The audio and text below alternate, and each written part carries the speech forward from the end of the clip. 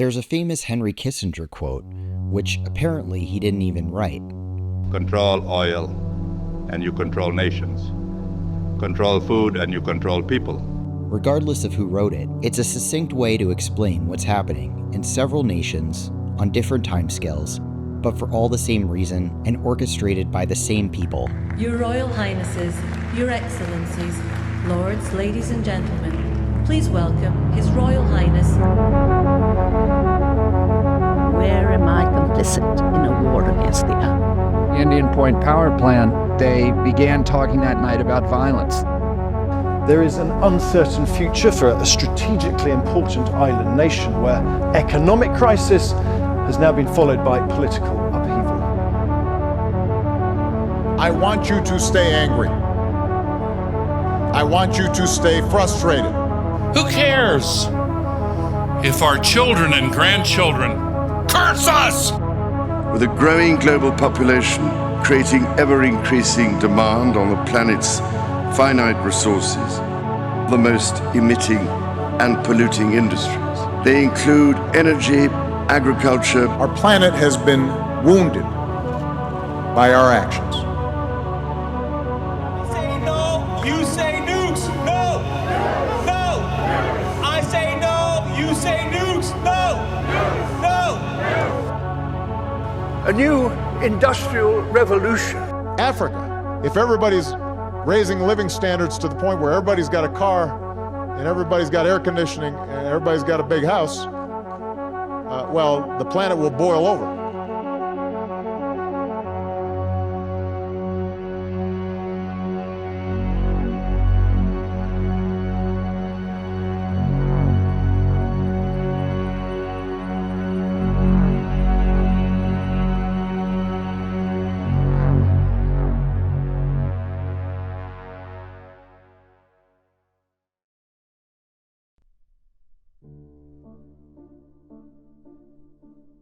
I pray that heaven may bestow its choicest blessings on your city, that the devastations of war in which you found it may soon be without a trace, that a well-regulated and beneficial commerce may enrichen your citizens, and that your state, at present the seat of the empire, may set such examples of wisdom and liberality as shall have a tendency to strengthen and give permanency to the Union at home, and credit and respectability to it abroad.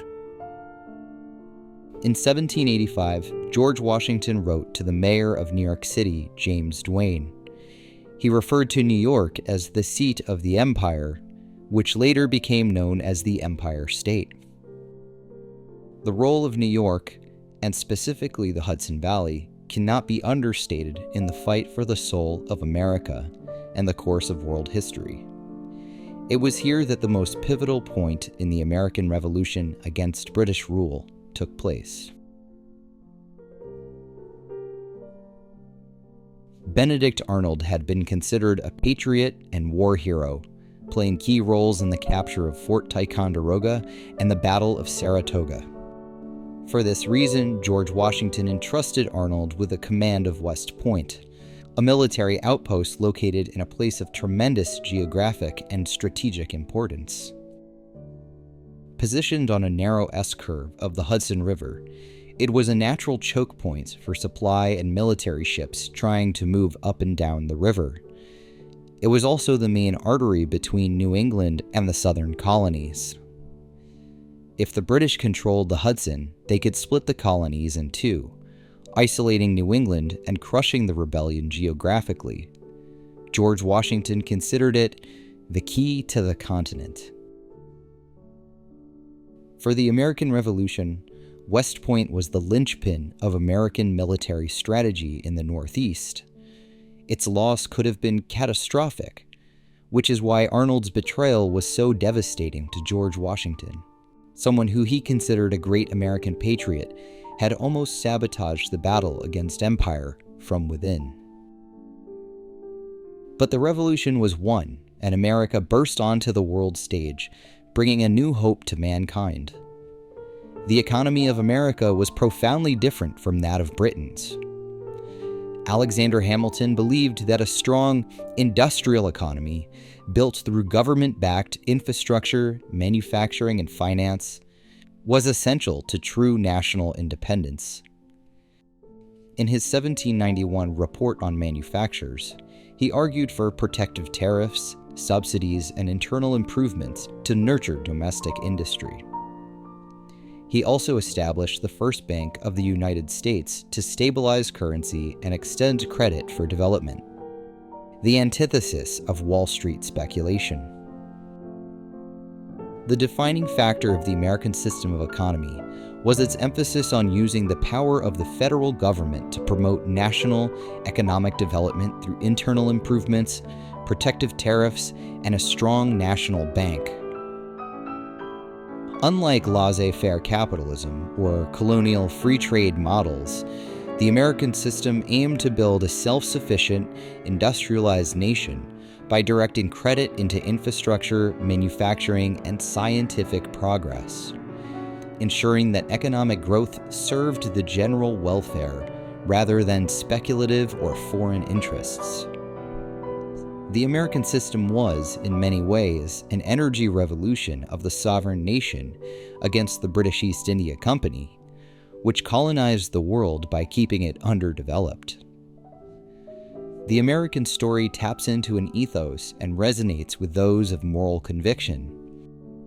An army of scrappy Continentals and militia stood up to Goliath and won. It has only been a quarter of a millennia since we played David, but now we seem to be filling the role of Goliath himself.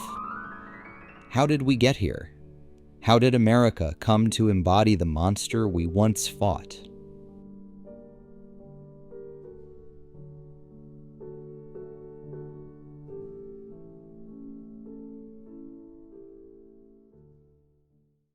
Hey everyone, I'm here today to tell you how we can make America healthy again. You may know him as the former U.S. presidential candidate who started as a Democrat, later switching to independent, and eventually endorsing Donald Trump, who now touts a program to make America healthy again.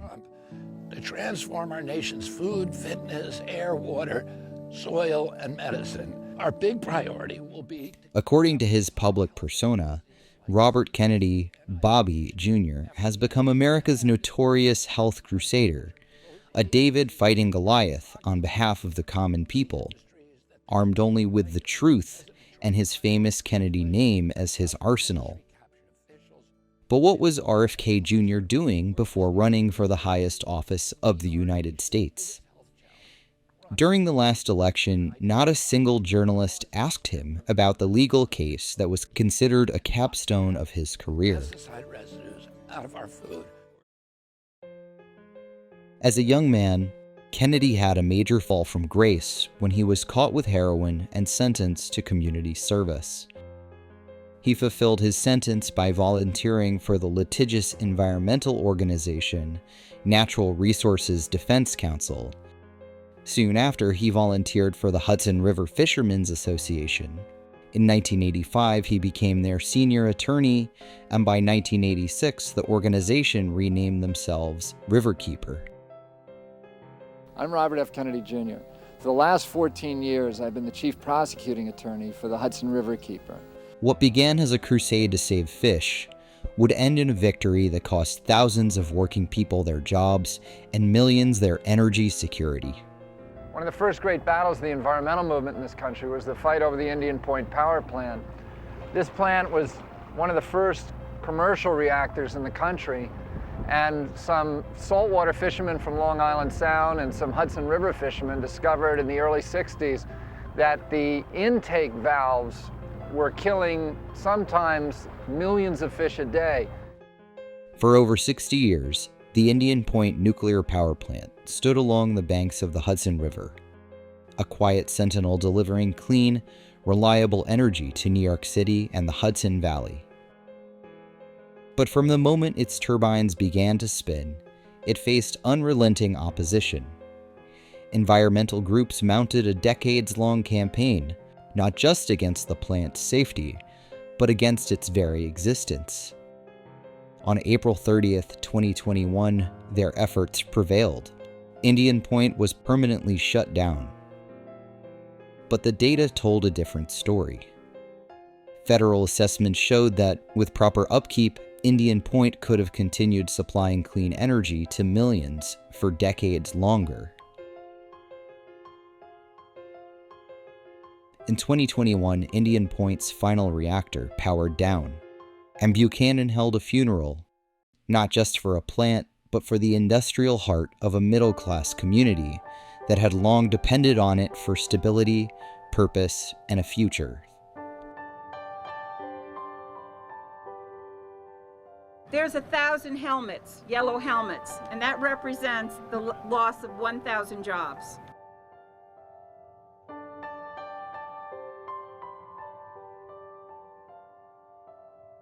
This is a sad day.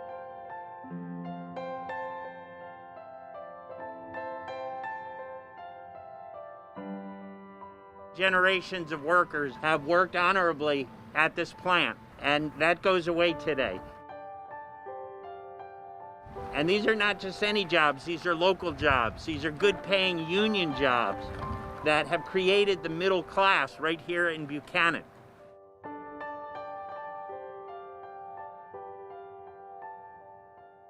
What we were thinking of back in the 1970s, the early years. We were looking forward. Nuclear was a very big deal in the United States at that time, and Indian Point was special.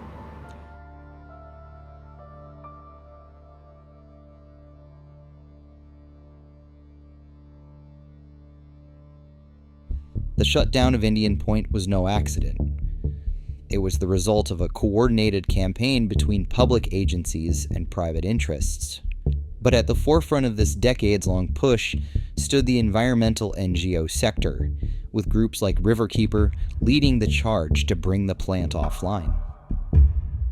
Nobody has been more important to Riverkeeper than Bobby Kennedy. Kennedy was an influential part in working to shut down Indian Point. The agreement to close Indian Point is sort of a capstone for his career here at Riverkeeper. He has put in a tremendous amount of effort on behalf of closing Indian Point and supporting Riverkeeper there.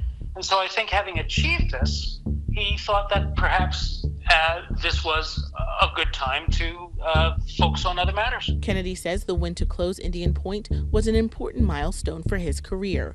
Riverkeeper officials say they will continue their work and do their best to move forward without Kennedy. To Bobby Kennedy, thank you. I am your biggest fan. I appreciate your great work on the environment and your Riverkeepers organization, which does such a fantastic job. Riverkeeper was the ringleader amongst a coalition of NGOs that worked in tandem to shut the plant down, including NRDC, Scenic Hudson, and the Hudson River Sloop Clearwater. We're celebrating the long-fought closure of the Indian Point nuclear power plant. Indian Point, one of New York's largest nuclear power plants, will begin to shut down in 2020. Indian Point nuclear power plant has been shut down by the activists in this community. When we heard that that plant was closing, it was just wonderful. We all celebrated. Since the announcement of the closure agreement, there's been an increase in renewables and energy efficiency that is going to completely offset the closure of Indian Point. We don't need Indian Point. Nobody's even going to notice when it goes off. These groups celebrated victory after the closure of Indian Point, but none had any reaction when the numbers bore out following the closure. Indian Point is shutting down. That means more fossil fuel. Indian Point, which had accounted for a quarter of New York City's electricity, was emissionless. New York's fossil fuel use soared after Indian Point plant closure. Officials sound the alarm. The rallying call of the environmental movement has been reducing CO2 emissions in the name of saving the planet.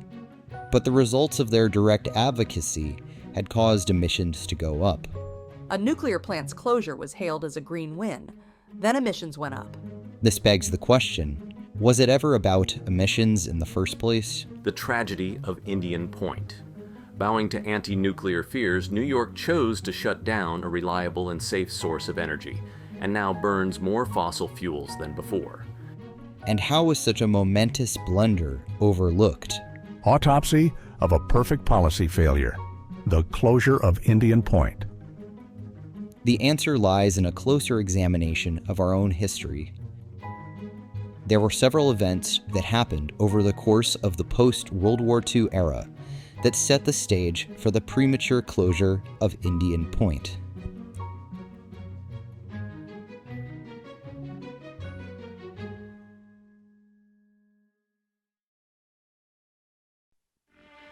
Those who would keep the river relatively unspoiled glumly watched New York's first nuclear power generating plant go up near Peekskill.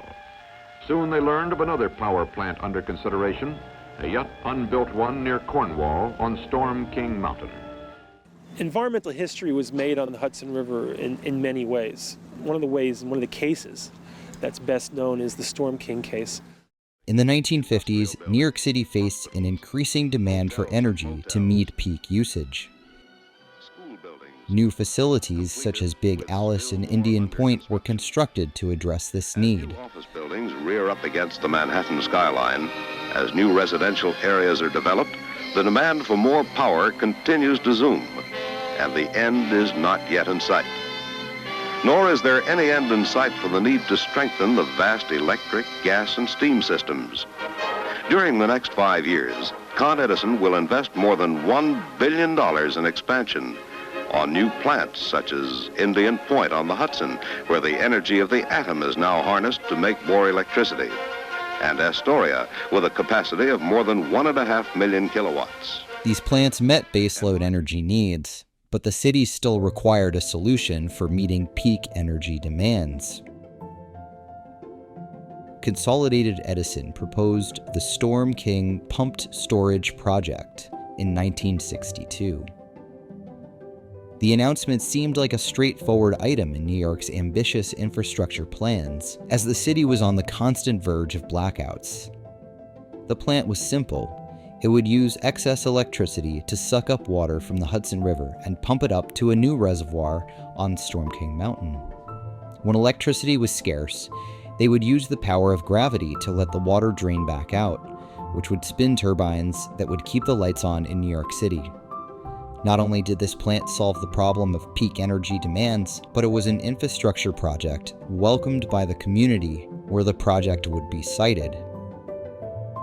Con Edison will pay annual taxes of $500,000. With these increased revenues, we shall be able to construct a new village hall, library, village garage, parks, a recreational center, nature trails, and municipal ski slopes. This would be long-term employment for these men. There are few jobs for men in the area. Wildlife, game life, and the natural surrounding beauty of the area are fully protected by the plans which are to be implemented in the construction. The mayor, local labor unions, the Fish and Game Club, multiple congressmen, all supported the project. The Cornwall Local reported that 1,700 people signed a petition in support, with only 100 opposed. The Storm King hydroelectric power plant was virtually perfect.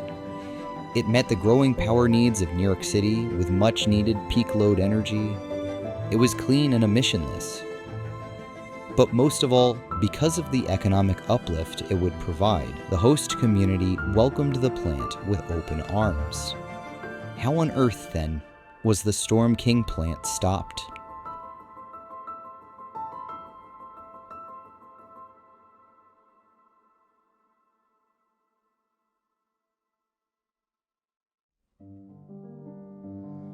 "5 miles downstream, a part-time resident on the East Bank looked out the front window of his mountain retreat, one of many luxurious second homes in the area.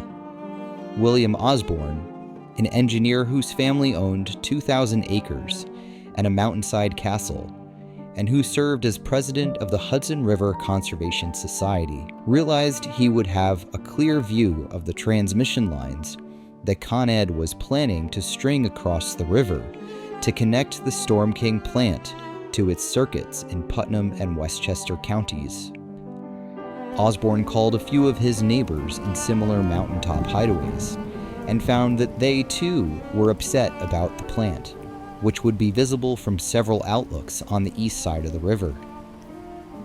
Osborne, whose brother Frederick was a commissioner of the Palisades Interstate Parkway, was soon on the phone to Con Ed to see if it couldn't be persuaded to make a few slight changes in the layout of the plant. At the time, ecology was an obscure discipline found only in a few biology textbooks. Conservation was a movement whose main impetus had occurred around the turn of the century, and environmentalism was a word that didn't even appear in the dictionary. But most people, familiar with the history of the Storm King Mountain controversy, consider William Osborne's phone calls to his mountaintop neighbors as the birth of the environmental movement.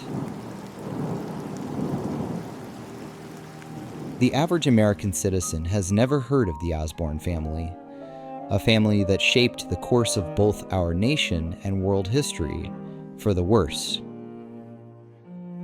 William Henry Osborne built his fortune as a railroad tycoon during the 1800s. He and his wife Virginia had two precocious sons, Henry Fairfield and William Church, who came of age with their playmate Teddy Roosevelt, along the gilded estates of the Hudson River Highlands. At the peak of his career, Fairfield Osborne was one of the most famous scientists in America, leading the Museum of Natural History. He also co-founded the American Eugenics Society. He shared, with his friends like Madison Grant, a deep-seated belief in the existence and superiority of distinct human races. In 1916, Madison Grant wrote The Passing of the Great Race. Adolf Hitler considered this book his Bible. Fairfield Osborne wrote the introduction.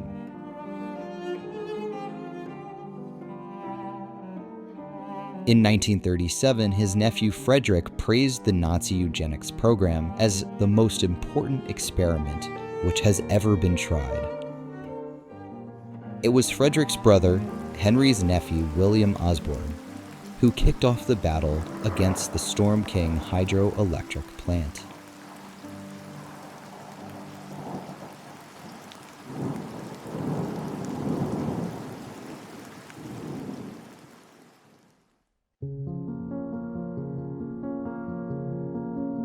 Technically, the environmentalists never defeated the plant in the courts. Over nearly 2 decades of court battling, experts and lawmakers always sided with Consolidated Edison in their bid to build the Storm King hydroelectric plant. It would have provided clean, peak energy to New York City. It would have had a tiny footprint, barely visible from the shoreline. It would have created jobs, recreation space, and was championed by locals, politicians, and unions alike. But it was never built.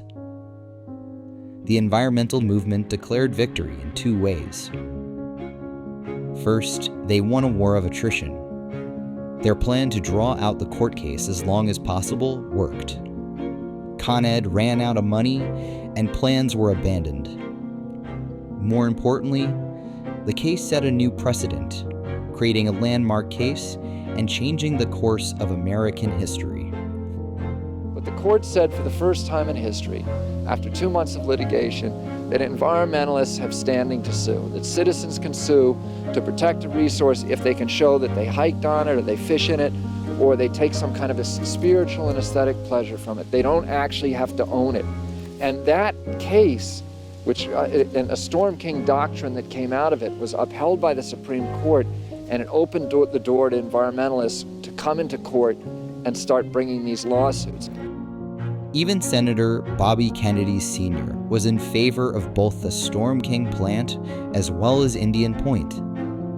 He was confident that the ecological concerns of both could be resolved, ensuring the plants would be built and a prosperous future could be enjoyed by the residents of the Hudson Highlands. I cannot believe that our marine biologists are unable to offer assistance in meeting this problem on the Hudson. I cannot believe that a solution to the problems with the Storm King project and the effects of the Indian Point operation cannot be found. He did not live to see the results of the case.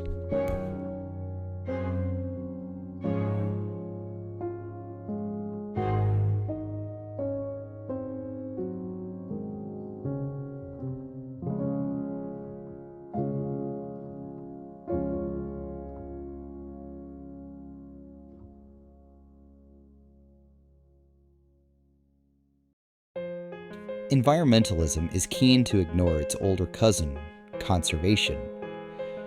The reason for this is quite clear when we examine the direct lineage to the racist, eugenic movement that inspired Hitler.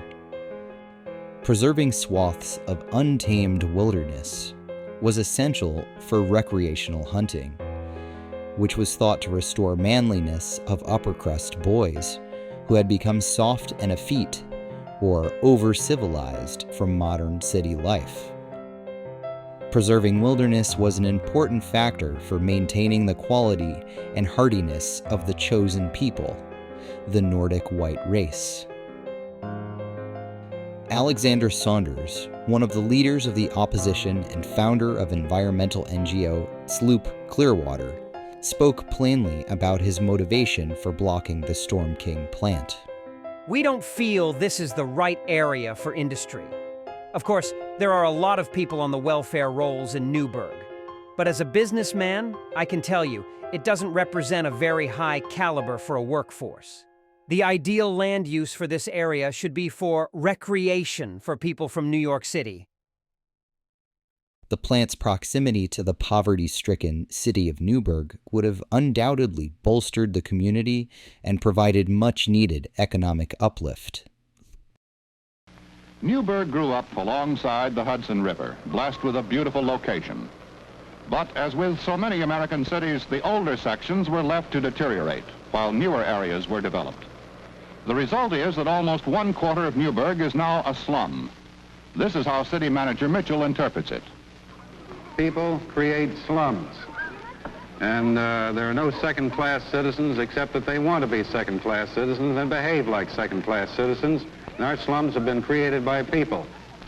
In the past 10 years, we have suffered serious economic and social decay. We call it blight in one section of the city. Welfare has acted as a magnet to those who would immigrate into the city.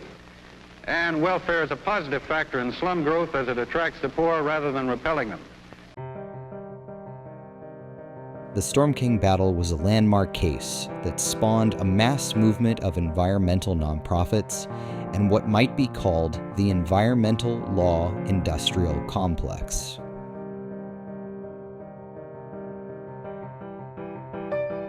About 15 of us gathered in this room and decided to form a committee called the Hudson River Sloop Restoration, Inc., non-profit.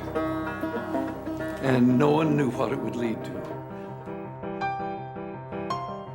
In his 1969 book on the Hudson River, Bob Boyle came up with this idea that there should be a Hudson River keeper. The idea was based on an old British idea, really, where they had river keepers who took care of the private trout and salmon streams for private fishing clubs. While environmental groups are nothing new, the idea of river keepers or bay keepers or sound keepers is very different, absolutely revolutionary. Started right here and is now taught in every environmental law program in the country. It's the Storm King case, famous environmental case. The Hudson River, a stage for the American Revolution, was now the site of a new revolution. Environmental law and influence on public opinion would shape our nation for the latter half of the 20th century. We have to dive even further back if we want to discover how and when this revolution began to take root. Paul Ehrlich, in his famous 1968 book, The Population Bomb, quotes environmental lawyer Victor Yanacone, suggesting the deep ecology movement must take bold measures to save the world from overpopulation. In the late 1960s, a new organization, the Environmental Defense Fund, was formed. Its specific purpose, to quote one of its founders, attorney Victor Yanacone, was to sue the bastards, and that is precisely what it has been doing.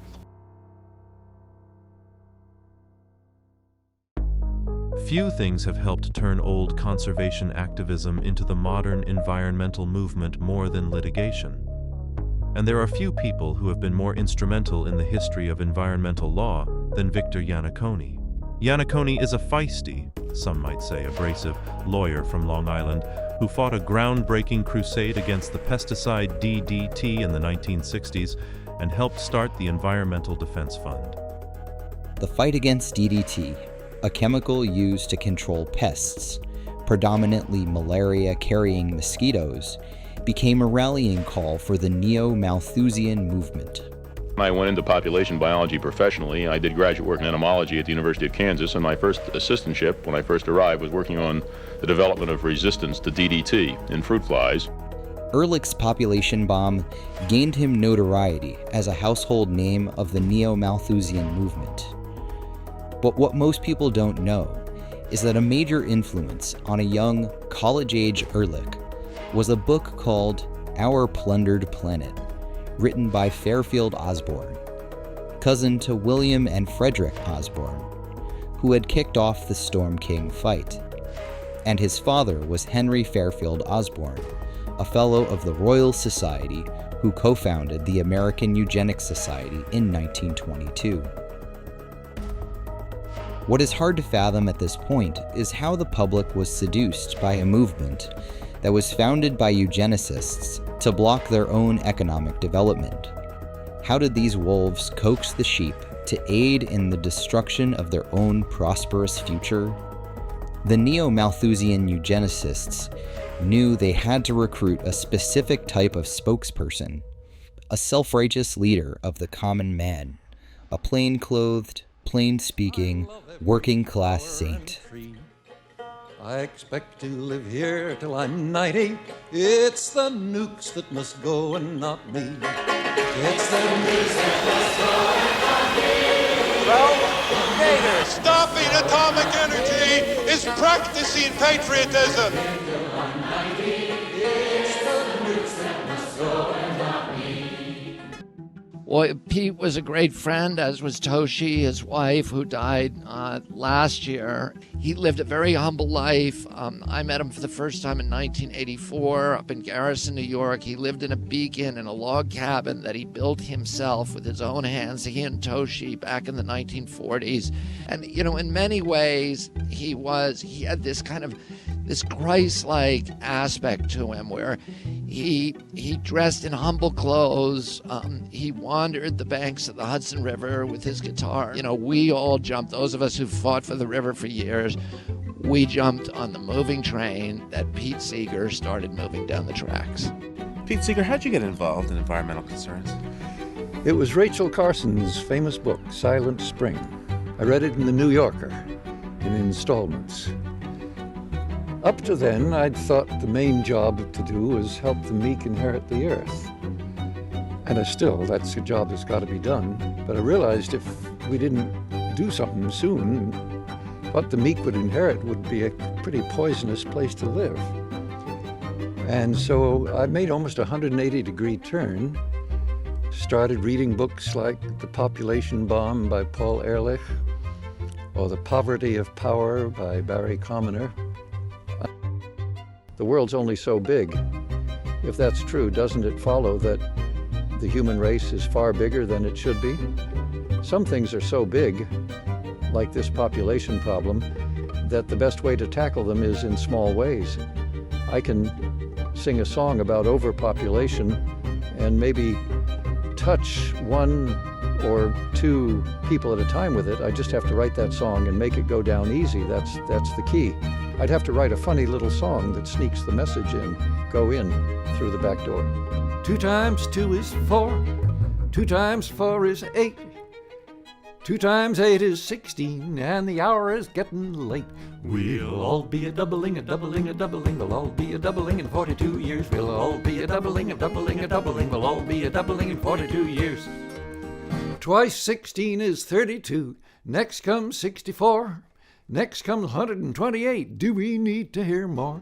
We'll all be a doubling, we'll all be a doubling in 42 years. We'll all be a doubling, we'll all be a doubling in 42 years. Next comes 256, next 512, next 1,024. Figure it out yourself. We'll all be a doubling, we'll all be a doubling in 42 years. We'll all be a doubling, we'll all be a doubling in 42 years.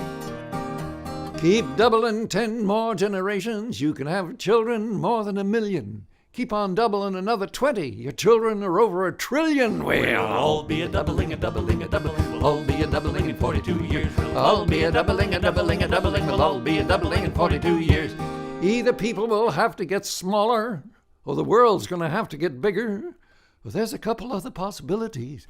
Leave it for you to figure. We'll all be a doubling, we'll all be a doubling in 42 years. We'll all be a doubling, we'll all be a doubling in 42 years.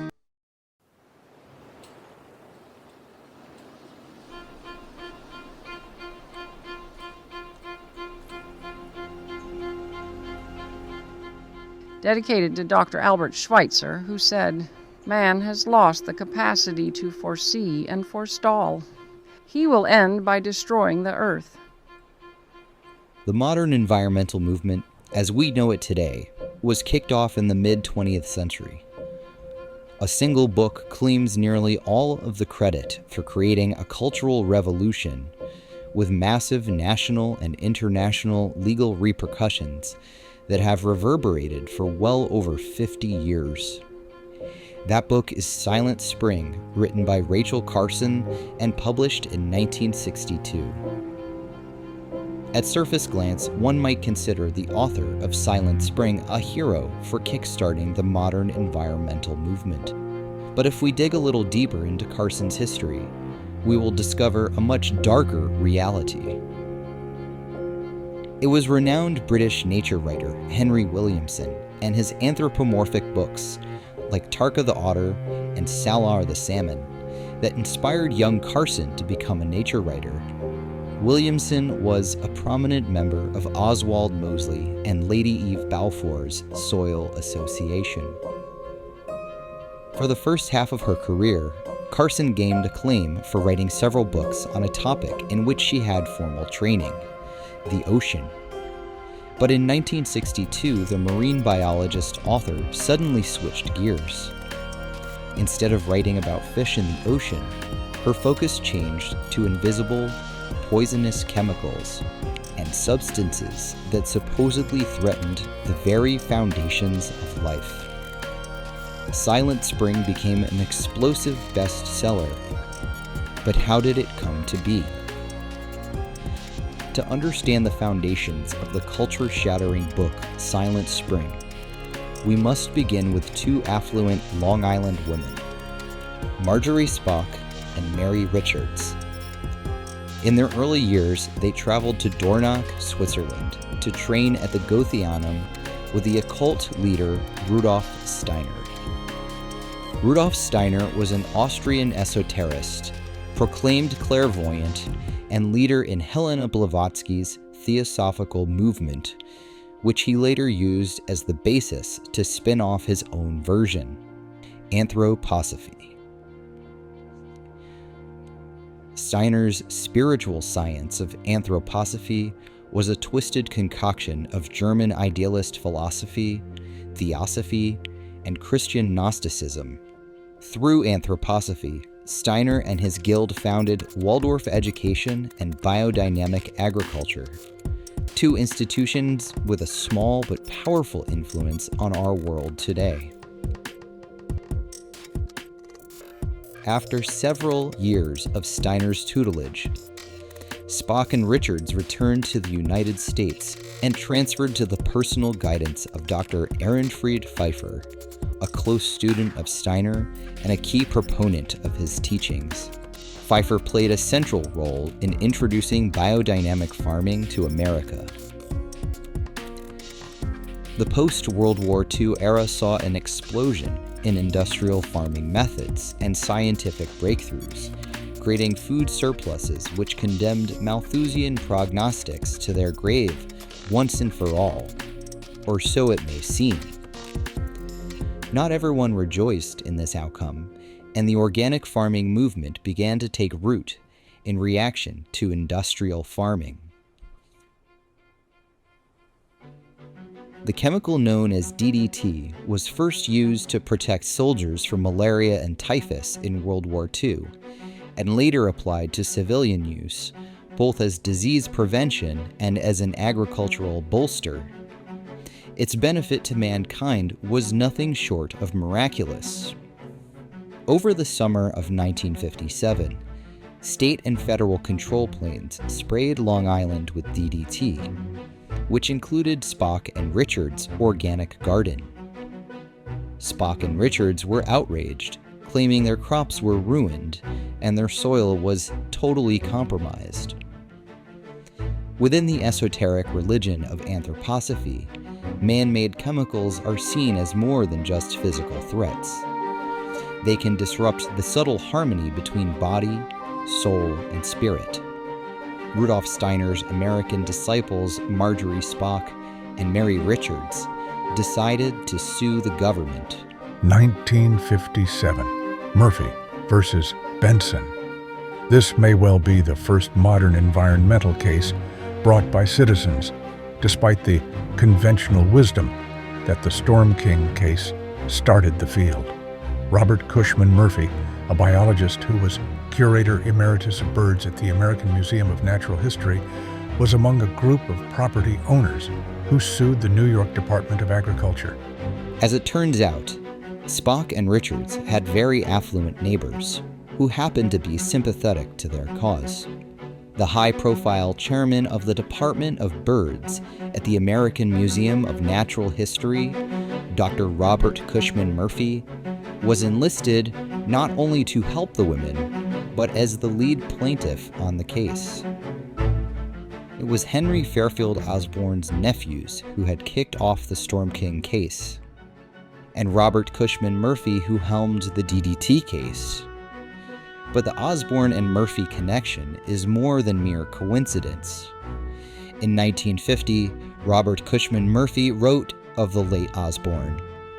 Upon my daily entry through the first floor of the Roosevelt Memorial Wing of the museum, I pass Joy Buba's bronze portrait of his countenance. Then I salute him not only as the outstanding paleontologist of the golden age of that discipline, as a biologist of magnificent breadth, a seer, philosopher, and friend, but as the great-grandfather of some of my grandchildren. The two seemingly separate cases, which had laid legal precedent for the American environmental movement of the last 50 years, were steered by colleagues, friends, and family who had been in ideological lockstep. The affluent strain of concerned citizens ran deep. In addition to the anthroposophist women, Murphy persuaded other landowners on Long Island, including Jane Nichols, the granddaughter of financier J.P. Morgan, and Theodore Roosevelt's son, Archibald, to join them as plaintiffs. And from the United Kingdom, the Soil Association sent a $100 check to Spock in support of the campaign.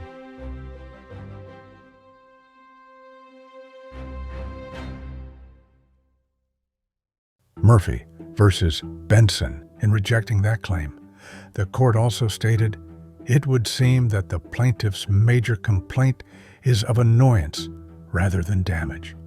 At first glance, the court case was unsuccessful, overturned as pseudoscientific nonsense. Just like the Storm King case that came after it, the court of law did not find the annoyances of privileged rich people to be reason enough to dismantle the welfare of the general public. But the case laid the groundwork for a deadly cultural shift. Rachel Carson, by this time a respected science writer, caught wind of the court case and pitched it as a serialized story to the New Yorker magazine. With looming doubt over whether the New Yorker gig would materialize, Carson made plans to turn the story into a book. She hired Newsweek science editor Edwin Diamond to co-author. Carson would compose the introduction and conclusion of the book, while Diamond would write the scientifically based meat of the middle. Within 4 months, Diamond quit the project. A year after Silent Spring was published, both in New Yorker magazine and as a best-selling novel, Diamond wrote a damning review. Thanks to an emotional, alarmist book called Silent Spring, Americans mistakenly believe their world is being poisoned. Silent Spring, it seems to me, stirs the latent demons of paranoia that many men and women must fight down all through their lives. It was clear Diamond had quit the project based on moral grounds. He wanted no part in a book that would promote pseudoscience, causing fear and paranoia in the general public. This moral objection did not stop Carson. In fact, she seemed quite aware that the book would have cultural implications extending far beyond her lifetime. She told her publisher, Mary Rodell, I know you have not had my opportunity to visualize the deep significance of the material of tremendous importance in itself, and also meaningful in relation to my broader concern with what life, and especially man, is doing to the environment. Carson was also well aware that the organic food movement had a poor reputation, and if there was any association with the movement, the book would be dismissed out of hand. In order to sneak her message into the American psyche, Rachel Carson excluded any reference to the organic food movement or anthroposophy in the book Silent Spring, despite the fact that it was the main source for the book's contents. I am most grateful for all the material you have sent me. I am delighted there is so much sound material. Many thanks for the very excellent Pfeiffer paper with its many references. It is a gold mine of information. The author of the gold mine paper was Dr. Aaron Fried Pfeiffer, who also appeared as an expert witness in the Long Island spray trial. An entire edition of the U.S. periodical Biodynamics was devoted to Pfeiffer's account. Carson wrote to Spock regularly, with a variety of queries, questions, requests for addresses of contacts, and for copies of articles. Carson frequently expressed her thanks for new material. Your good letter and enclosures have just arrived, all excellent, helpful, and stimulating. I feel guilty about the mass of your material I have here. You are my chief clipping service, and I do appreciate all you do. Carson didn't credit the organic movement in Silent Spring because she didn't want to discredit her book. She was tasked with covertly embedding the axioms of organic farming without people's knowledge, smuggling in the organic food agenda to an unsuspecting public. I'd have to write a funny little song that sneaks the message in, go in through the back door.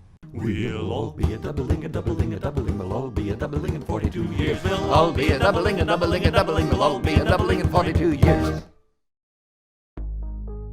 In 1961, I was at the Jackson Hole Research Station in Wyoming, and at that time, Rachel Carson's book was about ready to come out. They had a little excerpt from the book in the New Yorker magazine, which I read at the research station along with everybody else, and we were all impressed at how awful industry was and how wonderful environmentalists were. And I was impressed that way until I got the book that following fall and began to read it. And I got more than halfway through the book before I began to see too many things I just couldn't go along with. And then I made the mistake of trying to check on her facts, and I found that the facts just weren't valid. For example, well, her dedication is to Albert Schweitzer, who, famous African physician, of course, humanitarian. And what she said Albert Schweitzer had said was that man has lost the ability to foresee and forestall. He'll end up destroying the earth. Unfortunately, she implied that this meant that the DDT and other pesticides were going to destroy the earth. So I got Schweitzer's autobiography, and what he says in the autobiography, I can quote exactly. I've used it so many times. He says, what a tremendous amount of harm and labor these wicked insects do cause us. But now, he says, at last, a ray of hope is held out in the form of DDT. Malaria once plagued America. With the arrival of DDT, it vanished from national memory. But the story did not end there. Today, malaria continues to kill more than 500,000 people every year. Over 90% of those deaths strike Africa. The vast majority are small children. Since 1972, roughly 34 million African children have died from malaria. Malaria is poverty, essentially. Yeah. Period. They're synonymous. Yeah.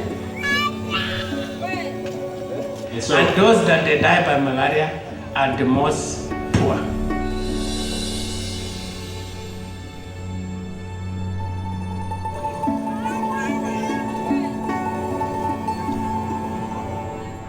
You are poor, you get malaria, you become more poor.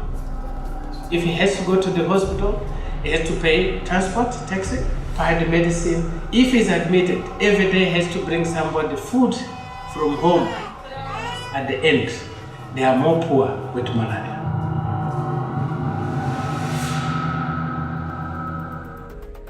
Silent Spring kicked off a national debate about the use of DDT. At his press conference on August 29, 1962, President Kennedy was asked, "There appears to be growing concern among scientists as to the possibility of dangerous long-range side effects from the widespread use of DDT and other pesticides. Have you considered asking the Department of Agriculture or the Public Health Service to take a closer look at this?" Yes, and I know that they already are. I think particularly, of course, since Ms. Carson's book, but they are examining the matter. The next day, the administration announced that the government pesticide program would be reviewed by the Federal Council on Science and Technology and by a panel of the President's Science Committee. But the insecticide did not get banned until 1972 under Richard Nixon's newly minted EPA. The Nixon administration moved today to cut back the use of the pesticide DDT because of a study calling it a health threat. The attacks on DDT based on Silent Spring and the environmental movement began. And it became a superstition and fear that DDT was a horrible killer, that it was killing fish and killing eagles and other birds of prey, and that it was a cancer-causing agent in human beings. In 1969, the Sierra Club and the Audubon Society had asked the Secretary of Agriculture to ban DDT, claiming that it did cause cancer. The Audubon Society spun off a group called the Environmental Defense Fund for the sole purpose of lobbying to ban DDT.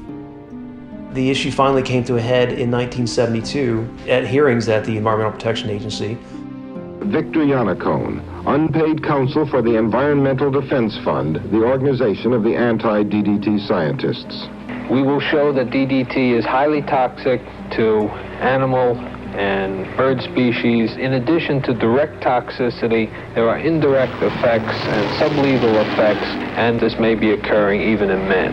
These conclusions are false, and we will bring in expert witnesses in these various fields to demonstrate that these conclusions are false.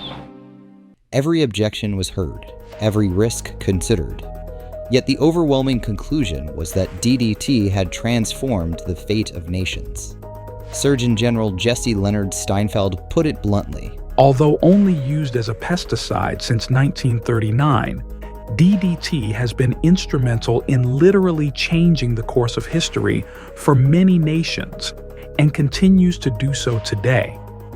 Its use in the eradication and control of disease has meant the difference between hunger, despair, and poverty, and good health, hope, and the promise of a better life to billions of people throughout the world. DDT has been responsible for returning to man the use of agriculturally rich lands, thereby making possible improvements in nutrition, providing in turn the energy and strength for social and economic development. It has had a tremendous impact on the health of the world, and few drugs can claim to have done so much for mankind in so short a period of time as can DDT. The scientific community said it should not be banned. The committee that the EPA had advising them said it should not be banned. At the end of the testimony, the administrative law judge, Edmund Sweeney, ruled that DDT should not be banned because the facts did not show that DDT was a threat to human health or the environment. His decision was overruled by the EPA Administrator William Ruckelshaus. The Environmental Protection Agency today banned almost all domestic use of the pesticide DDT by the 31st of December. Now, in 1970, the National Audubon Society distributed 17,000 yellow leaflets. The message was, quote, DDT should be banned throughout the land and banned from export. They knew that it was being used overseas to control malaria. 80% of American production of DDT is used overseas, much of it in American foreign aid program. The effect of any very severe restriction or ban of DDT in this country would be disastrous on these countries that are now using DDT for public health. By the time DDT was banned in the United States, malaria had already been wiped out. The same was not true for the developing world. Unfortunately, the fact that the Western world had made a supposedly scientific determination on the use of the chemical, it set the terms for the rest of the world. In hindsight, revisiting the sentiments of the environmental movement at the time, this may have been the point.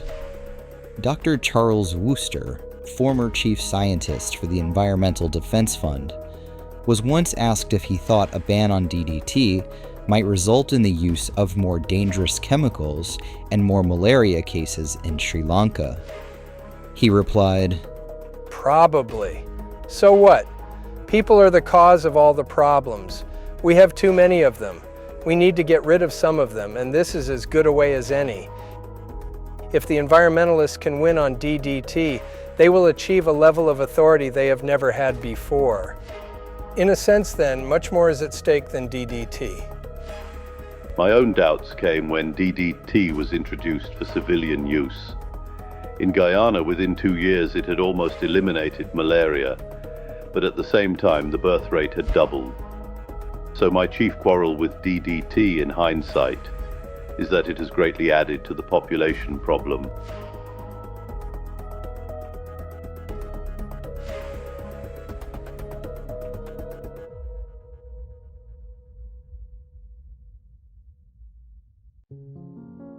DDT was not banned under JFK, but with Carson, a pernicious seed was embedded deep within the Kennedy family. Well, Rachel Carson became adopted as one of these auxiliary members of the Kennedy family. Rose Kennedy had her children read Silent Spring, and almost religious reverence for nature was implanted with the Catholic family. Douglas Brinkley refers to a baptism on Thoreau's Walden Pond. Bobby Kennedy Jr.'s fondest childhood memories are Rachel Carson coming there and talking about the ecology and the natural world, and it launched his career as an environmental lawyer.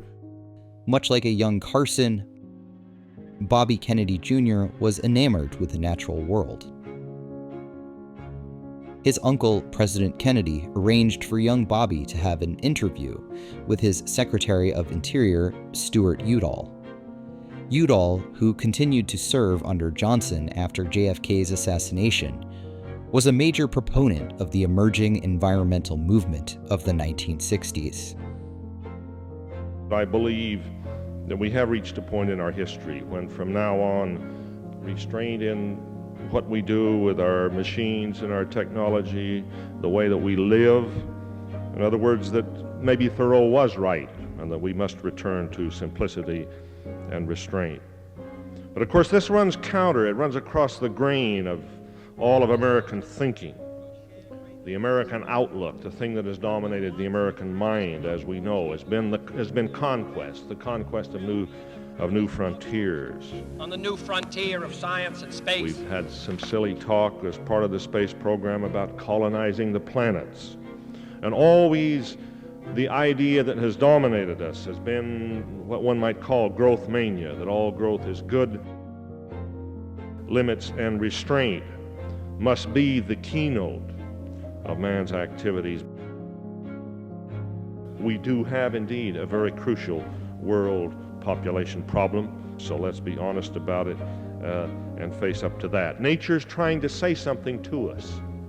It's trying to say that there is a carrying capacity, or should be of some kind, in Southern California, just as there should be a carrying capacity in East Pakistan or in other parts of the world. But it means we have to change our value system, we have to change direction, we have to change our institutions in this country. The environment movement, among other things, is a value revolution. Absolutely revolutionary. Started right here and is now taught in every environmental law program in the country. It's the Storm King case. I think that the best thinking that's coming from the campuses in this country is a questioning of values. I think it's high time we questioned them. What environmentalists are now suggesting means not only that people must continue, as they're doing all over this country, to fight progress. They ask you where the battle line is in the environment today, people are fighting progress. You know, they're fighting dams and electric power plants they think are in the wrong place. They're fighting chemical plants that want to edge into the seacoast. They're fighting freeways. The very things that to my generation have been the symbols of progress, you know, great, here comes a road, somebody's going to build a dam. People are fighting these things. I happen to be on the National Board of the Environmental Defense Fund, which started out fighting the battle against DDT. In the last year, we won 3 or 4 really startling law cases, you know, setting a whole new basis for what people can and can't do, or even what governments can't do. I think we need more scientists like Barry Commoner and Paul Ehrlich. The speeches most of us gave on campuses last year, people like Barry Commoner and the rest of us, were essentially trying to sell the idea of ecology. These were the figures that shaped young Robert Kennedy Jr. after both his father and uncle were murdered.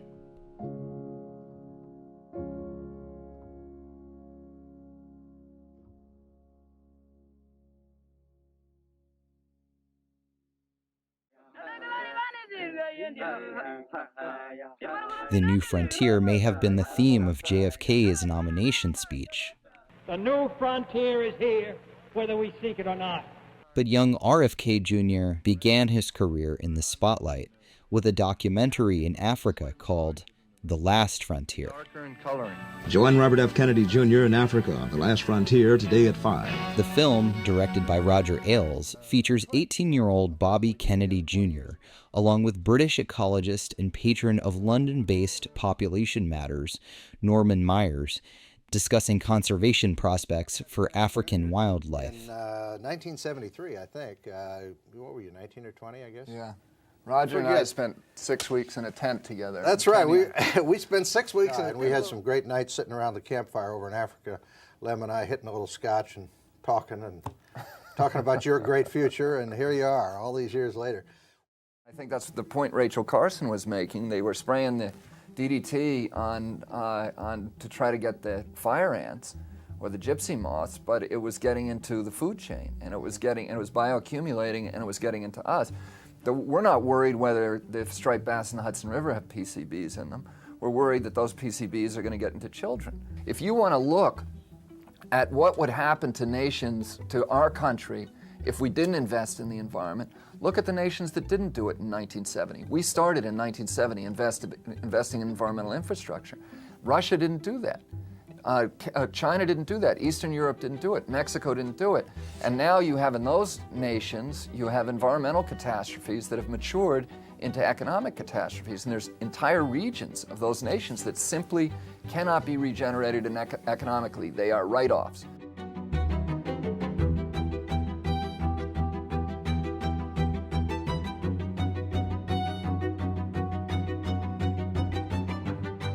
And what we're saying is, we have a duty to prosper. Every generation has a duty to use the resources that God gave us to prosper. But we don't have the right to use resources that belong to the next generation. We have to maintain their choices intact for that generation. Examining Bobby's rhetoric becomes a minefield of contradiction. The most essential question worth asking: who's this all for? Well, my view is that that we're not protecting the environment for nature's sake. We're protecting it for the sake of humanity. We're not protecting those northern forests for the sake of a spotted owl. We're protecting those forests because we believe they have more value to humanity standing than they would have where they cut down. Who was Bobby trying to save? The children? The spotted owls? The forest? For its own sake?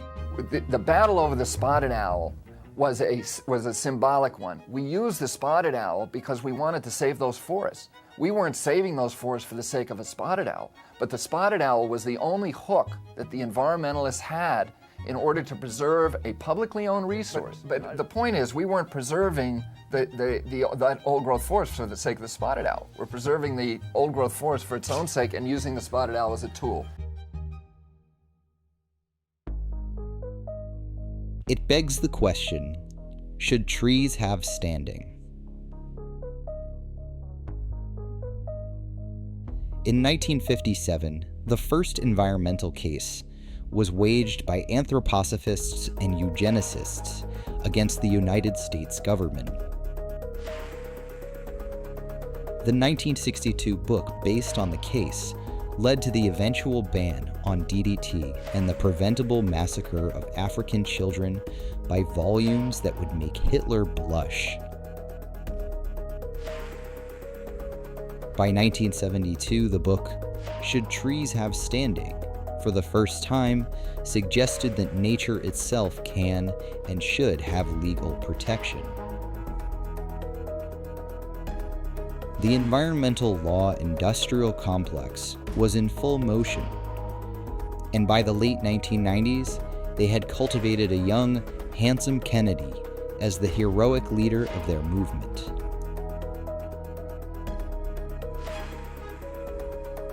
Over his 30-year career as an environmental lawyer, he prevented mega infrastructure projects from being built on almost every continent.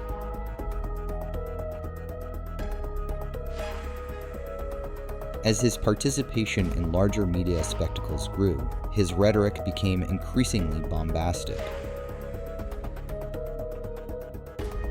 We're willing to accept, many people up here are willing to accept a concept of enforced ruralization. You know, like the corporate hog farms, etc., who've done tremendous damage to this country and to quality of life all over this country. 80% of Republicans are just Democrats who don't know what's going on. Then the White House ripped the heart and soul out of the Clean Air Act. That single decision kills 24,000 Americans every year.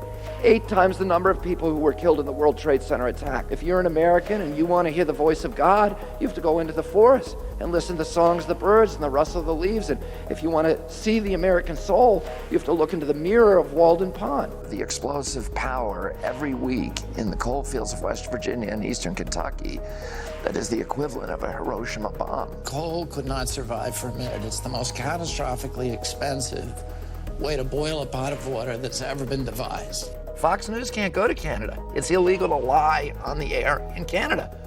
So Fox News can't go there. In the 1500s in England, it was illegal to add a Clean Air Act, and it was illegal to burn coal and furnaces, and it was a capital crime, and people were executed for it. The addiction to carbon is destroying the values that make us proud to be American. Because of our addiction to oil and to carbon, funding both sides of the war against terror. The solution is to get off of oil in this country. You need to turn every American into an energy entrepreneur, every home into a power plant. Saying that global warming doesn't exist, that they are contemptible human beings, and that, I wish that there were a law you could punish them under.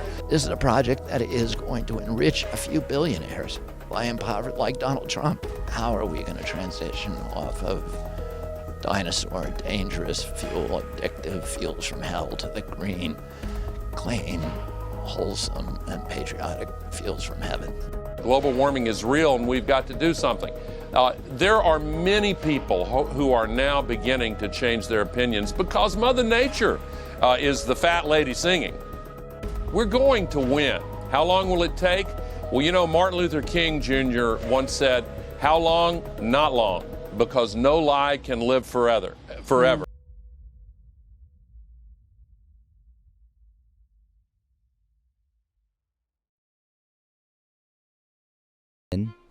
It's stark and sobering to realize that Robert Kennedy Jr. has spent his career protesting the same infrastructure his uncle, our 35th president, was promoting up until the moment he was assassinated. Then on to the business at hand, the dedication of the huge Ohi Reservoir Dam, the largest earth-rolled dam in the world. The project is a revolutionary means of flood control, conservation, and power generation. So the only way that the carbon cronies can keep their domination in the marketplace is by constructing a lot of infrastructure. And of course, we're not going to buy it in this country because we're going to be switching to wind and solar and electric cars. In the last year of his life, John Fitzgerald Kennedy toured the United States, inspiring Americans around the same ideals our country was founded on: growth, development of natural resources, and cooperation that services mankind now and propels him into the future, not just for one region, but the nation as a whole, and the entire global community as one mankind. First, we must maintain an aggressive program to use our hydro resources to the fullest. Every drop of water which goes to the ocean without being used for power or used to grow or being made available on the widest possible base is a waste. And I hope that we will do everything we can to make sure that nothing runs to the ocean unused and wasted. In these ways, Whiskey Town Reservoir and the Trinity Division will add to our natural beauty and will show that man can improve on nature. This section of the United States, of course, the key is water. And unless we organize every drop to be of service to mankind, this state is going to stand still. You can't possibly grow. Once the water level remains the same, once the amount of water you have for use for irrigation and reclamation and power remains the same, this state stands still. So water is the key. The management of water, I think, is the key that will open a very bright future. This demonstrates our confidence in the future. And we will find by concentrating our energy on our national resources, on conserving them, but not merely conserving and saving them, but by developing and improving them, the United States will be richer and stronger. Less than 30 years ago, in the lifetime of most of us here, as you know, fewer than 10% of all our rural homes in this country had electric power. Whenever I read about the statistics of desolation that in the underdeveloped world in Latin America and all the rest, we should realize that less than 30 years ago, only 10% of our rural homes had electricity. That's how quickly the face of a nation can be changed, by determination and by cooperative action by all the people. Then, a farmer had no opportunity to participate in the mainstream of American life, to use labor-saving machinery. We cannot prevent other people in this country from developing their resources. We look forward to the day when energy will flow where it's needed. And those who say that its job is finished, and the job really in so many ways of this country finished, are wrong. By the end of this century, we're going to have 300 million people and a $2 trillion national income, and a great responsibility as the food basket of a world which will double its population in the next 40 years. This is the prospect for the end of this century. And the key to this century is power. Power on the farm as well as the factory. Power in the country as well as the city. And the need for power on the farm and the countryside continues to grow. Electricity rates must remain low. More generating capacity must be developed. And soon the vast resources of nuclear energy will be tapped. President John F. Kennedy declared himself a warrior in the fight against an energy empire. For this, he was murdered.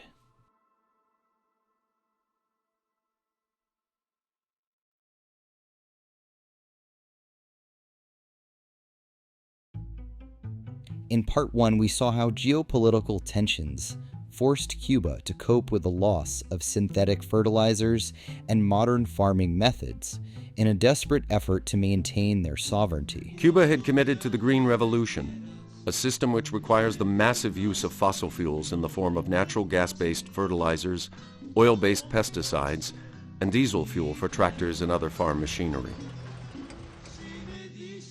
The country's agriculture was more industrialized than any other Latin American country and exceeded the U.S. in its use of fertilizer. After the fall of the Soviet Union, Cuba's largest trading partner, the island nation went from being an industrial powerhouse to the special period. A drastic effort to convert every piece of arable land to organic agriculture was begun. Without fossil fuels, more manual labor was needed, making smaller farms necessary and increasing the number of farmers. We saw how Americans of the same generation were culturally infiltrated and brainwashed to willingly embrace the pseudoscientific and mystical indoctrination into organic farming. Biodynamic techniques involve preparations prescribed by Rudolf Steiner. On the fall equinox, manure is put into cows' horns and buried for 6 months. Other preparations involve stuffing chamomile into a cow's small intestine, wrapping dandelion in a cow's mesentery, and filling a cow's skull with oak bark. When we are using those preparations, enabling the earth in a way to begin to heal and balance itself. But it is only the human being that would have the consciousness to bring those materials together in that way and immerse them in the earth in relation to the cosmic streams, and then bring them back out as a gift towards healing in nature. Ultimately, it was U.S. leadership that strong-armed Cuba, forcing the island nation to become a laboratory experiment for what would happen if fossil fuels were to suddenly become unavailable. What we've discovered is that Cuba, because their own artificial peak oil was imposed on them when the Soviet Union collapsed, is actually a model for what's going to take place in the rest of the world. Showing Cubans that potential now is important to try and preserve the island's unique farming methods. The United States hopes to learn from the Cubans' experience with organic production. The USDA and Cuban Agriculture Ministry signed an agreement during Obama's visit last week that included calls for sharing information and research on organic farming practices. In reality, Cuba had become a laboratory experiment for climate cultists to run models on a subjected population to see how they might adapt to forced energy austerity. We need some sort of laboratory experiment where we can run this and see, what's the best way to do it, what's not so good, and so on. And Cuba provides us with that because Cuba has already undergone a kind of energy famine. Cuba's energy famine, known as the Special Period, happened just as a young Robert Kennedy Jr.'s star was rising in the world of environmental law. In fact, he played a major role in the course of Cuba's energy history. Robert Kennedy Jr. and Michael Kennedy met with Cuban President Fidel Castro, the man who was their uncle's most bitter Cold War enemy. The Kennedys were in Cuba last week as part of a delegation of American energy experts and environmental safety advocates. Robert Kennedy Jr. is joining me now. He is senior staff attorney for the Washington-based Natural Resources Defense Council. I work for a couple of environmental groups. I'm a senior staff attorney at NRDC, and we've done a number of energy projects throughout the Americas. This is a hot issue now, particularly in South Florida and the Gulf states, because Castro is planning to build, or has already almost completed construction of a nuclear power plant that's a Soviet-designed power plant, which gives people a lot of concern. In 1976, Cuba signed an agreement with the Soviet Union to construct the Jaragua nuclear power plant, consisting of two 444 megawatt reactors, utilizing the VVR design, a more advanced and safer design than Chernobyl used. The plant was slated to deliver 15% of Cuba's energy upon completion and reduce its dependence on foreign oil. Construction began in 1983 and was scheduled to be operational by 1993. Though the plant was near completion, in 1992, the collapse of Cuba's Soviet allies forced an indefinite halt to the project. In 1996, the NRDC, together with Citizens Energy Corporation, an NGO based out of Massachusetts, founded by RFK's older brother Joseph, organized a U.S. delegation to Cuba, which included both RFK Jr. and his brother Michael, to discuss Cuba's energy needs and urge Castro to abandon his nuclear program. We went down there with a group from NRDC and my brother's company, which is an alternative energy company. Out of Boston. That's right. We went down there first to look at the safety of the reactor and their plans for making it safe. And secondly, to look at their other energy resources, the indigenous energy resources in Cuba. What we found is that all of the biomass that is left over, the waste product that is left over from creating sugar, the sugar cane essentially, is burned or thrown away. If you burn that cane in high-efficiency turbines, that you could provide all of the energy needs for Cuba for this foreseeable future. You could do it at a fraction of the price that they're putting into this nuclear power plant, and you could do it on the same timelines. Was Castro interested in any of this when you sat down to meet with him? He was very interested in it. What he essentially said is, look, we've sunk $1.5 billion into this plant. It's almost built. We need to put $700 million more into it to complete it. And what we said is, if you spent that $700 million, instead of spending it on the nuclear plant, if you spent it buying gas turbines and putting those, or high-efficiency turbines, putting them into your sugar plants, you can get the energy just as fast. And he said, if I can figure out a way to do that, I will. Essentially, that's what he was saying to us. He said, every public statement before we went in there, he had said, I am irrevocably committed to the construction of this nuclear power plant. While we were in there, he said to us, I'm very persuaded by your arguments. My major problem is financing, because the Soviets are going to give me a lot of this money, and if I could figure out a way to get that money some other way, or to buy the turbines, this is something that we would like to consider. It's a real problem for the United States, I believe, to have that nuke plant in Cuba. Robert Kennedy Jr. convinced the Cubans. He claimed that by burning the byproduct of their staple commodity, sugarcane, they could abandon plans to build the Joragua nuclear power plant and save money. But without their largest trading partner and the longest embargo in history, the sugarcane industry collapsed.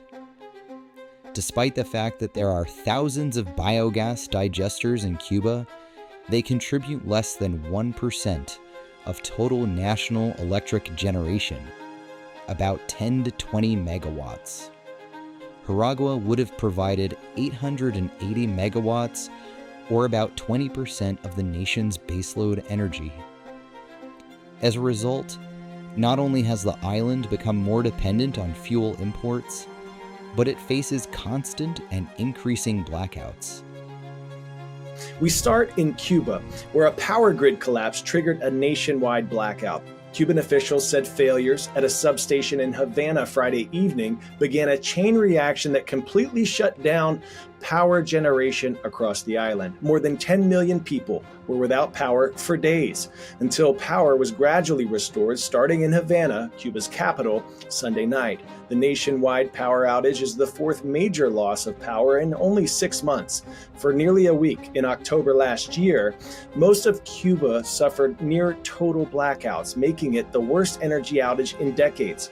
This event is the latest in a series of failures for the island, struggling with aging infrastructure, natural disasters, and economic uncertainty. The Cuban government points to the U.S.'s 62-year-old embargo as the reason for its economic problems, which have resulted in the blackouts. But American officials say it is Cuba's long-term mismanagement of resources and economic policy that have increased hardship on the island's citizens.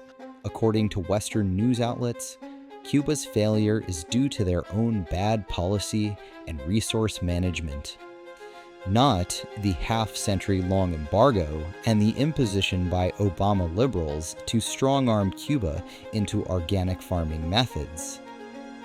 In 1996, Robert Kennedy Jr. boasted loudly that Castro capitulated to him, abandoning the nearly completed Joragua nuclear power plant. Does Kennedy now claim any responsibility for Cuba's chronic blackouts? The hard reality is that it's never been about energy, or the environment, or the well-being of our fellow man.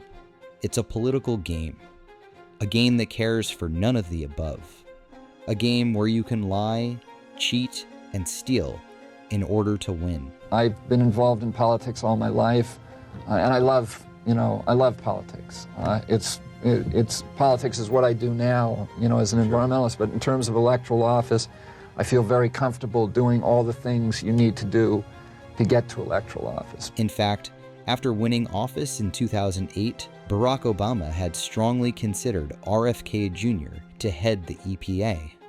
But it wasn't quite time yet for Bobby. Now, any comment you want to make on possibility of heading up the EPA? I'm going to try to help in any way that I can with the Obama administration. I think everybody in the environmental community is very excited about this new president. I don't think I'm going to be able to take that job this time around, just because I've got a lot of young kids still. So I think I have to wait for a couple of years before I go into the government.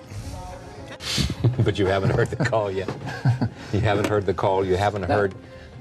I haven't seen the opportunity that I want has not opened for me, and I really love what I'm doing, and so I don't see any reason to go, and I feel like I'm very effective in what I do, and I just don't see any reason to stop doing that. Great to have you.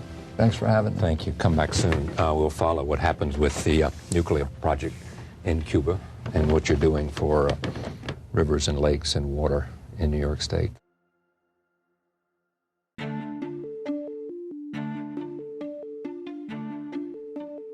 In part 2, we examined the economic sabotage of Sri Lanka and Vandana Shiva's key role in using organic food as a weapon. Food is a weapon. When you sell real weapons and arms, you control armies. When you control food, you control society. And that's where Vandana Shiva has done a great damage, because she's not blocking many of the innovations in America. She comes and gives a lecture and makes $100,000 in many of our universities, but our public policy is not much impacted by her. But what is happening is, unfortunately, many of the policymakers in countries such as in Uganda or Philippines have listened to her and have implemented policy to their own detriment. They are literally shooting in their own foot by listening to people like Vandana Shiva. Of course, our biggest noticeable impact has been in Sri Lanka, where the president of Sri Lanka very stupidly decided to ban all modern chemical inputs into farming and send Sri Lanka into a tailspin of economic catastrophe, where a country that was almost like a medium-income country is now starving. We saw how Shiva's sophistry fit hand in glove with the ego-imperialist agenda of King Charles, not to mention the very close and special relationship the two share. He is a monarch of a different kind. He's a monarch of a peaceful earth. Yeah, well, Vandana Shiva is another person for whom I have the most enormous admiration, because she has battled heroically, I think, in India and elsewhere. I think it has been very, very carefully developed that Prince Charles should be made to look like he's some kind of a loony on the fringe, only because his ideas are so sane in an insane world. The insane world would like to maintain its insanity. Vandana Shiva and King Charles are in ideological lockstep. They believe the world needs to degrow in order to combat climate change. I call climate change the metabolic disease of the planet. With a growing global population creating ever-increasing demand on the planet's finite resources, economic growth alongside unsustainable population growth is today one of the most powerful drivers behind a range of disturbing ecological trends. But they are not alone. The role he's playing behind the scenes and putting people together, at creating coalitions that start to work on a different plane, is an extremely different role. If one thing is certain, it's that Robert Kennedy Jr. is a major player in Vandana Shiva's coalition. First of all, let me introduce you. This is my hero, Vandana Shiva, who I've known for many, many years, who has been a role model for me, really. She's about 40 IQ points smarter than I am. It is, as the subtitle says, my life in a biodiversity of movements, including our work together in water keepers and our work together on the GMO question, the glyphosate question. I remember the last time we met was at the Heirloom Expo when you were fighting the case on glyphosate and winning each case. And I think that's why I want to really thank Bobby, that not only is he taking up the issue of the legal cases, but is shaping the imagination of the crime. Because it's only when we wake up to the fact that the dominant economy and the dominant fictitious science of post-facts and alternative facts, long before Trump, Monsanto was doing it. Long before Trump, Monsanto was doing it.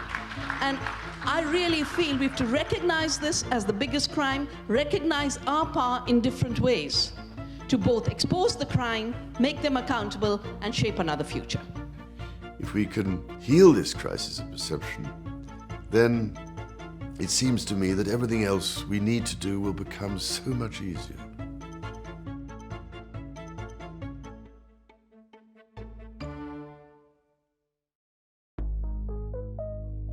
What needs to be done? The grim answer, which played out a century ago in Hitler's Germany, is to reduce the human population.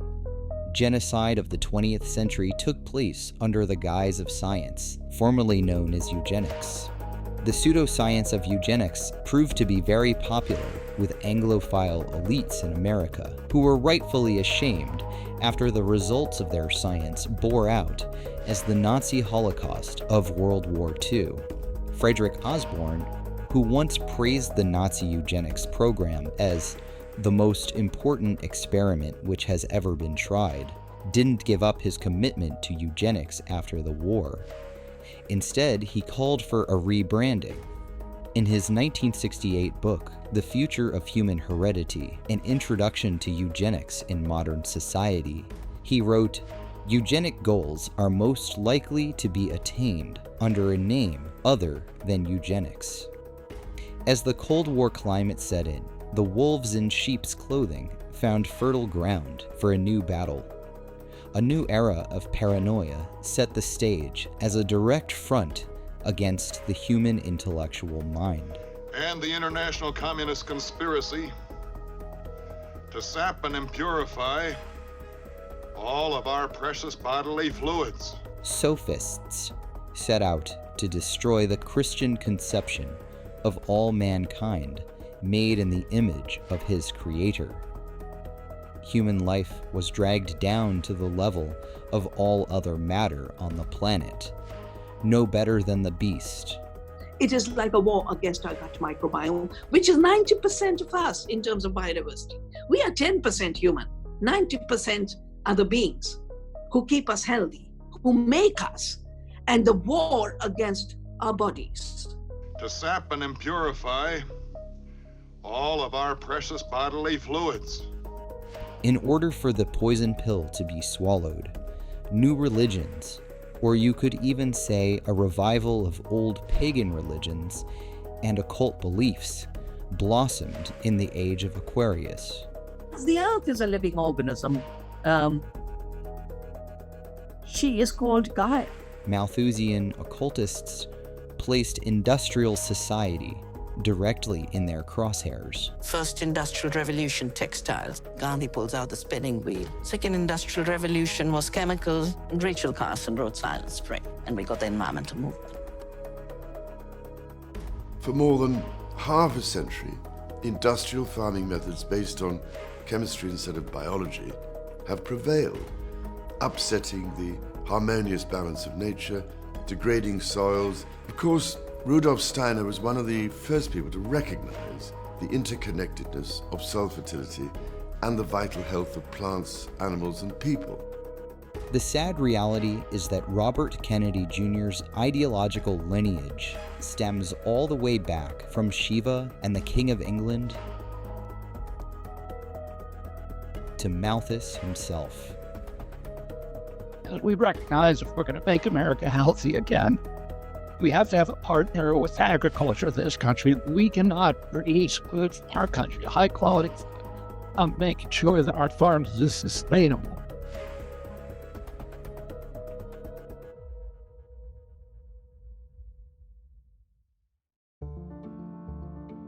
A strange pattern emerges if we study our own American history.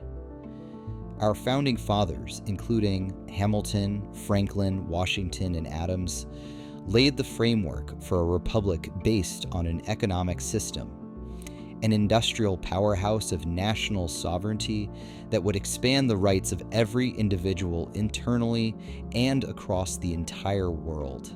The American system was explicitly against the energy empire. Two systems are before the world. One looks to pauperism, ignorance, depopulation, and barbarism. The other to increasing wealth, comfort, intelligence, combination of action, and civilization. One looks towards universal war, the other towards universal peace. One is the English system. The other we may be proud to call the American system, for it is the only one ever devised, the tendency of which was that of elevating while equalizing the condition of man throughout the world. Is it a coincidence that every single leader who has supported the American system, an economic program of international peace and industrial development, has been shot at, most of them successfully assassinated? Robert Kennedy Jr. had spent the greater part of his career in opposition to Trump, specifically as an environmental activist opposed to development. At the very end of the election cycle, RFK Jr. rebranded himself as a Trump supporter and now finds himself within the cabinet, overseeing health, which plays out as food and medicine. One has to ask, is RFK playing the same role in the Trump administration that Rachel Carson played in JFK's? Only time will tell. The slogan, "Make America Great Again," implies that we have been great in the past. And it's true. America was a great nation. But most American citizens forgot exactly what it was that made us great in the first place. One could look at the 20th century as the largest experiment of cultural amnesia ever executed. What does it mean to be American? Even a half-century after we declared our independence from Britain, we were called on to remember what made our country great, what gave us the right to exist in the first place.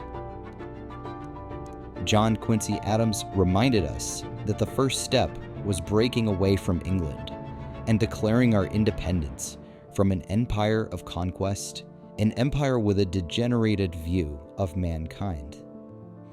He reminded us that America goes not abroad in search of monsters to destroy. She is the well-wisher to the freedom and independence of all, which can only be done by leading by example.